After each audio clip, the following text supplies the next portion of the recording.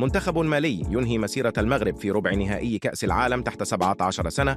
توقف مسار المنتخب المغربي لأقل من 17 سنة في مونديال أندونيسيا في دور الربع بعد الهزيمة أمام منتخب مالي بهدف دون مقابل في مباراة جرت أطوارها على أرضية ملعب مانهان بمدينة سوراكارتا بأندونيسيا.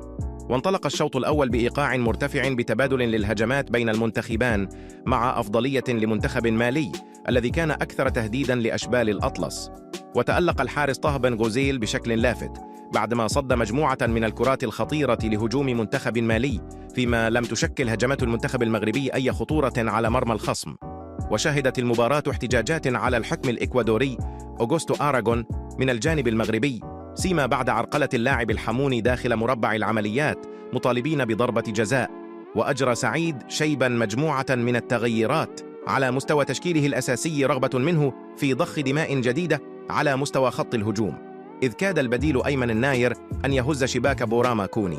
ونجح منتخب مالي في تسجيل هدف السبق عن طريق اللاعب إبراهيم ديارة في حدود الدقيقة 91 من عمر المباراة، مستغلاً هفوة دفاعية في صفوف الأشبال. ولم يبدل المنتخب المغربي أي ردة فعل بعد تلقيه الهدف، إذ واصل تراجعه للخلف، فيما لم تعرف باقي دقائق المباراة أي جديد لينجح منتخب مالي في بلوغ دور النصف نهائي مونديال.